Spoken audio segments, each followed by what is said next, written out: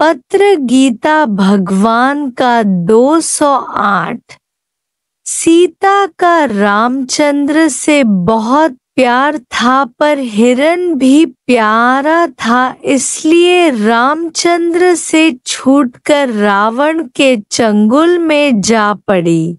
इस प्रकार यहाँ आकर कहते तो बहुत है कि हमें भगवान चाहिए, पर ये संत भी सच कह रहा है, केवल दादा लक्ष्मी गीता थोड़े ही है दुनिया में, और कितने ही संत महात्मा पहाड़ों गुफाओं में छिपे बैठे हैं, वे भी बड़ी अच्छी स्थिति में पहुंचे हुए हैं। जब तक हमने सच झूठ को नहीं पहचाना है, तब तक पूरा सत्य हासिल नहीं कर सकेंगे। एक लड़के ने कहा, मुझे सुंदर लड़की चाहिए। जब रिश्ता आया सुंदर लड़की का, तो फिर पूछा खानदान अच्छा है, संबंध की कैसे हैं, पड़ी हुई कितना है।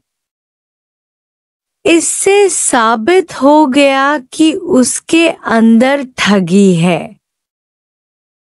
केवल सुंदर लड़की नहीं चाहिए थी, उसे इसी प्रकार एक गुरु भगवान के सिवाय यदि दूसरी किसी बात में मन जाता है, चाहे वे हमारे जिज्ञासु ही हों,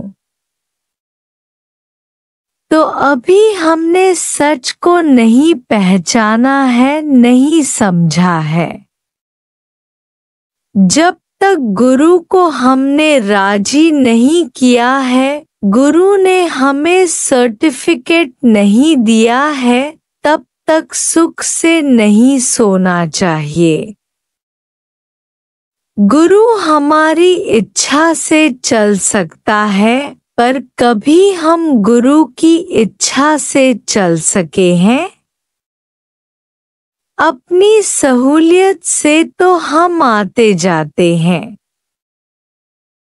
तन भी उसकी मर्जी से आना जाना चाहिए।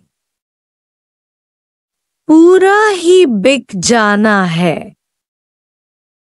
राजा जनक ने 3 थप्पड़ खाए, क्योंकि उसने बिना गुरु की आज्ञा के तन, मन, धन यूज किया।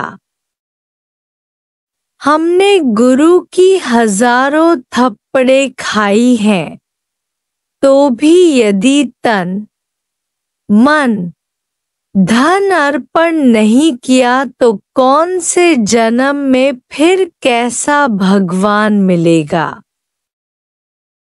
आखिर भी तो रास्ता यही लेना है। राजा के बेटे के लिए कोई नया रास्ता नहीं बनेगा पढ़ने के लिए। इस प्रकार हम भी यदि समझे कि रिश्तेदार भी खिलाफ न हो, दुनिया भी गिला न करे, घर बैठे ही मुक्ति मिल जाए, मन कहेगा कि गुरु के नजदीक रहने से ज्ञान हो जाएगा क्या? यह भी सतोगुणी माया है। मन बड़े सुंदर रूप में आता है, पता भी नहीं चलता है कि कैसे ठगता है। इस मन को पहचानना ही कठिन से कठिन काम है। तमो और रजोगुणी माया को पहचान सकते हैं, पर सतोगुणी माया यह है कि हमने ज्ञान तो बहुत सुना है, अब तो केवल अभ्यास करना है, वह तो घर बैठे ही कर सकते हैं। सो ही यदि हमारा गुरु भी ज्ञान समझकर घर जाकर घर में संबंधियों के साथ जाकर रहता तो हम आज नहीं बनते। मत पर गीता में भगवान ने अर्जुन को बोला, मेरे जैसे हो जाओ, अब आकर देखो हमारा भगवान क्या करता है। उसने शरीर भी भक्तों के लिए, मन भी भक्तों के लिए और धन भी भक्तों के लिए कुर्बान किया है। जब तक हम भी उसकी तरह नहीं बने हैं तब तक आनंद से बहुत दूर हैं। अंदर में रिश्तेदारों के लिए डर है तो मन हमें ठगता है कि गृहस्थ में ही तो रहना है। सगलते मध्य सगलते उदास होना है। घर वालों में भी तो भगवान है, पर जल्दी नहीं करो घर वालों को भगवान समझने की। पहले सारी सृष्टि को भगवान समझकर प्रेम करके फिर घर वालों को भगवान समझे। जब बिल्कुल गैर के लिए तन, मन, धन भेंट कर सको तब अपने पराये एक हो गए, पर जब तक किसी एक की पत्नी किसी की माँ बनकर बैठेगे तब तक भगवान नहीं होंगे। भगवान है भक्तों का भगवान कहता है कि हम भक्तन के भक्त हमारे। जब हमारे बंधन नहीं कटे होंगे तो दूसरे के कैसे कटा सकेंगे। सिविल सर्जन के हाथ के नीचे मुर्दे चीरने के सिवाय हम सर्जन कैसे बनेंगे।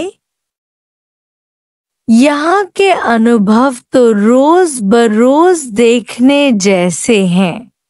उन्नति जो गुरु के संग में होती है वह अकेले में नहीं होगी। नेवला जब चंदन के वृक्ष से खुशबू सूंघकर आता है तभी सांप से लड़ाई कर सकता है, नहीं तो सांप खा जाएगा।